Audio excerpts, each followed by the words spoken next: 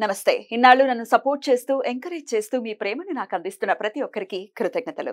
అలాగే ఈ వీడియో కూడా ఖచ్చితంగా మీకు ఉపయోగపడుతుంది. లైక్, షేర్ అండ్ సబ్స్క్రైబ్ చేసి మీ సపోర్ట్‌ని నాకు అందించండి. అలాగే ఈ వీడియో పట్ల మీకున్న అభిప్రాయాన్ని కామెంట్ సెక్షన్‌లో కామెంట్ చేసి తెలియజేయండి. ఇప్పుడు వీడియోని చూద్దాం. నమస్తే, వెల్కమ్ టు అవర్ ఛానల్. నేను పద్మిని. ప్రస్తుతం మనతో పాటు ఆస్ట్రాలజర్, న్యూమరాలజిస్ట్, హస్త సాముద్రిక నిపుణులు, దుర్గా ఉపాసకురాలు శ్రీమతి పద్మశ్రీ గారు మనతో పాటు ఉన్నారు. మాట్లాడదాం. నమస్తే పద్మశ్రీ గారు. నమస్తే అమ్మా. ఆర్థిక సమస్యలతో ఉక్కిరిబిక్కిరవుతున్నటువంటి వాళ్ళు చాలా మంది ఉండటం అనేది శోచనీయం. ఎన్ని చెప్తున్నా ఈ రేషియో మాత్రం అలానే కంటిన్యూ అవుతుంది. చెప్తూ ఉన్నారు, మన ఛానల్లోనే రెమెడీస్ చేసుకున్నామండి, తగ్గాయి, మాకు సమస్యలు తగ్గాయి, ఆర్థికంగా కొంత పుంజుకున్నామని చెప్తున్నారు. మళ్ళీ ఇంకొకళ్ళు లేదండి ఆర్థికంగా ఇబ్బందులు, బాధ అనిపిస్తుంది. చెప్పేదే వాళ్ళ కోసం, వాళ్ళకి ఉపయోగపడాలి, ఎంతో కొంత మేలు జరగాలి అని చెప్పి. మరి మీ దగ్గర ఏదైనా మంచి రెమెడీ ఉందా ఈ ఆర్థిక పరమైనటువంటి ఇబ్బందుల నుంచి బయటపడడానికి? తప్పకుండా చాలా చక్కని ప్రశ్న అడిగారు. నిజంగా పాపం నా దగ్గరకు వచ్చే వాళ్ళలో కూడా ఎక్కువ శాతం కూడా ఆర్థిక సమస్యలే. పాపం వాళ్ళకి అంటే ఆర్థిక సమస్యలు అంటే ఇక్కడ రెండు రకాలుగా చెప్పవచ్చు. చేయడానికి పని దొరకపోవడం, సరైన పని దొరకపోవడం, దొరికినా కూడా ఆ వచ్చినటువంటి ఆ ఆర్థిక పరమైనటువంటి లావాదేవీ అంటే ఇంట్లో డబ్బు నిలవకపోవడం, ఇక్కడ రెండు రకాలుగా ఉంటుంది. అయితే అసలు ఈ రెండు రకాల సమస్యల నుంచి కూడా బయటపడాలి. ఒక్కొక్కసారి ఎలా ఉంటుందంటే అసలు కాలం పగబట్టిందా మన మీద, అసలు ఏంటి ఈ పరీక్ష అసలు అన్నంత భయంకరంగా ఉంటుంది అన్నమాట సిచ్యువేషన్. అలాంటి టైంలో కలియుగ దైవం వెంకటేశ్వర స్వామి ఆరాధన అనేది చాలా చాలా చాలా విశేషంగా చెప్పుకోవచ్చు. అయితే వెంకటేశ్వర స్వామికి ఏంటంటే లక్ష్మీపతి, అయితే ధన ఆకర్షణ కలగాలి అంటే ఖచ్చితంగా వెంకటేశ్వర స్వామి ఆరాధన, అంటే ఇంకొక రూపంగా విష్ణుమూర్తి రూపంగా కూడా చెప్పుకుంటాం కాబట్టి ఆ వెంకటేశ్వర స్వామి పూజ అనేది శనివారాల పూజ అనేది సప్త శనివారాలు చెప్తున్నారా? అంతే అంతే. అయితే సప్త శనివారాల్లో కూడా ఇప్పుడు ఇది ఒక కొంచెం డిఫరెంట్ గా చెప్పండి.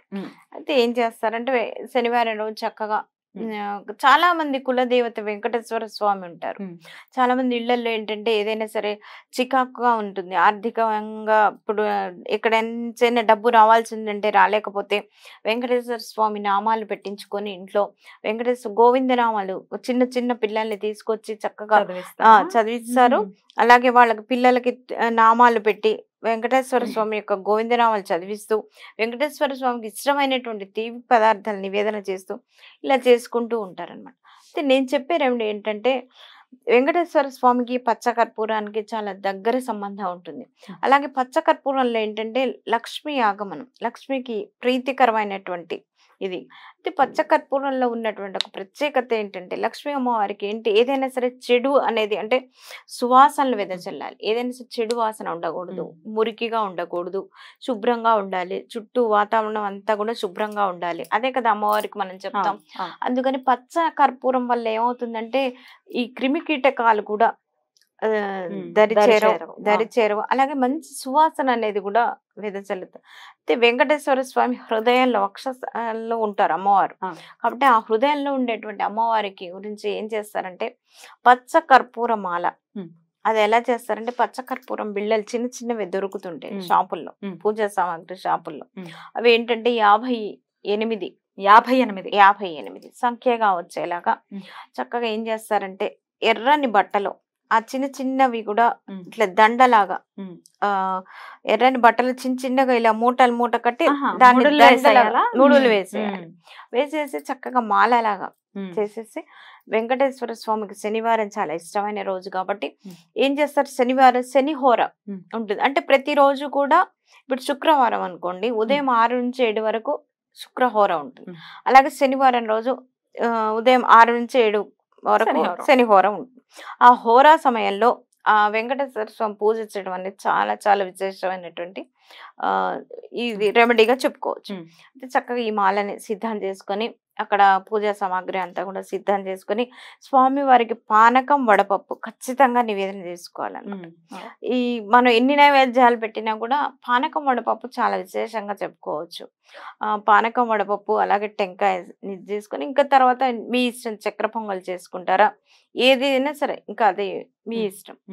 ఇలా చేసుకొని చలిమిడి దీపాలు ఎన్ని పెట్టాలంటే 6 ఒత్తులు వేయాలి. ఉమ్. ఒక 2 దీపాలు తయారు చేసుకొని ఉమ్. రెండిట్లు కూడా 3 ఒత్తులుగా చేసి 6 సంఖ్య మళ్ళీ శుక్రుడికి చెప్పుకుంటాం. కాబట్టి అంటే ఇక్కడ లక్ష్మీపతి వెంకటేశ్వర స్వామి పూజలు కూడా అంటే ఇద్దరిని కూడా దంపతులు ఇద్దరిని మనం పూజించిన వాళ్ళం అవుతాం. కాబట్టి ఖచ్చితంగా లక్ష్మీదేవి రావటమే కాకుండా ఆ వచ్చినటువంటి లక్ష్మి మన ఇంట్లో కొలువై ఉండేలాగా ఈ పూజను చేసుకోవాలి. చక్కగా ఇలా ఏం చేస్తారు 7 శనివారాలు. మళ్ళీ ఆ పచ్చ కర్పూరం ఏం చేయాలనే డౌట్ వస్తుంటుంది. దాన్ని మారుస్తూ ఉండాలి. ఎవ్రీ వీక్ మార్చాలి. దాన్ని అలాగా ఒక బాక్స్ లో ఉంచేసి ఏదైనా సరే అంటే 7 వారాలు అయిపోయిన తర్వాత చక్కగా మీకు శక్తి అనుసారంగా ఆఖరి వారం మీరు ఎంత ఆర్భాటంగా చేసుకోగలరా. మళ్ళీ శక్తికి మించి ఏ భగవంతుడికి కూడా ఆరాధన చెయ్యొద్దు. ఇప్పుడు అదే ఉంటుంది, శాస్త్రం కూడా అదే చెప్తుంది. కలిగిన వాడు కలిగినట్టే చెయ్యాలి, కలగలేని వాడు ఎంత ఉన్నదో అంతవరకే చేయాలి. అలా ఉంటేనే భగవంతుడు తృప్తి చెందుతాడు. అంతేగాని లేకపోయినా సరే అప్పు తీసుకొచ్చి భగవంతుడి పూజ చేస్తే భగవంతుడు కలిసి రాదు కూడా, ఒప్పుకోడు కూడా, భగవంతుడికి ఇష్టం ఉండదు కూడా. అక్కడ భగవంతుడు ఏం కోరుకుంటాడు, భక్తి ప్రధానం. నీ మనస్సు అక్కడ నిలిపేవా లేదా అనేది చూస్తాడు భగవంతుడు.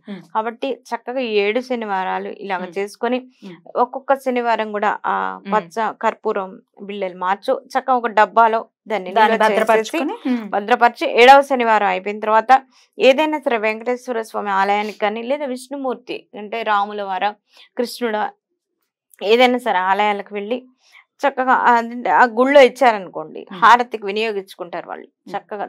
దీని వల్ల చాలా అద్భుతమైనటువంటి రెమెడీగా నేను చెప్పింది వాళ్ళు చేసుకొని చాలా మంది నాకు మళ్ళీ ఫోన్లు చేసి చెప్పడం జరిగింది. మీరు చెప్పినటువంటి ఈ రెమెడీ మాకు బాగా పనిచేసిందమ్మా, చాలా అద్భుతంగా ఉంది. శనివారం స్వామిని కొలవటం అనేది నిజంగా అది చాలా చాలా అదృష్టం. అసలు ఇష్టం అంట. అమ్మవారికి లక్ష్మీ అమ్మవారు ఒక్కరిని పూజ చేస్తే ఆవిడ ప్రసన్నురాలు అవ్వరు. ఎప్పుడైతే ఆవిడ లక్ష్మీ పతిని మనం పూజ చేస్తామో అప్పుడే ఆమెకు మనల్ని అనుగ్రహించడానికి. అంతే కదా, మన హస్బెండ్ కి గౌరవిస్తే మనం సంతోషపడతాం. అలాగే దేవతలు కూడా. ఈ చలమిడి దీపం ఏదైతే ఉందో దాన్ని ఏం చేయాల్సి ఉంటుంది? దాన్ని ఏం చేస్తారంటే ఇంట్లోని వారు ప్రసాదంగా స్వీకరించవచ్చు. లేదా మొత్తం చలిమిడి ఆ దీపం మొత్తం కూడా తినాలంటే తినలేరు, కొంతమందికి ఇష్టం ఉండదు.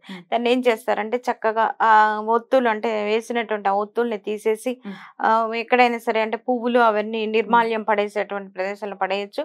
చక్కగా ఆ పిండిని అంతా కూడా నలిపించి ఇక్కడ పారే నీళ్ళల్లో చేస్తే చక్కగా చేపలకి ఆహారంగా కూడా ఉంటుంది. దాని వల్ల కూడా బుధగ్రహ అనుగ్రహం కలుగుతుంది.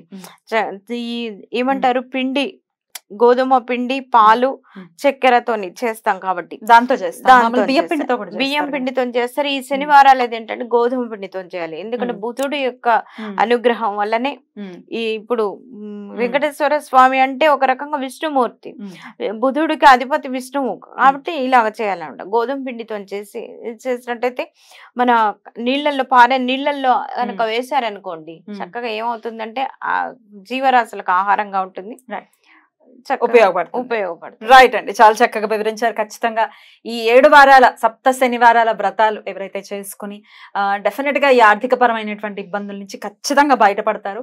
అనుభవపూర్వకంగా కూడా చెప్పొచ్చు, చాలా మంది కూడా చేసుకున్న వాళ్ళు కూడా చెప్తుంటారు. చాలా చక్కగా తెలియజేశారు. కృతజ్ఞతలండి. నమస్తే.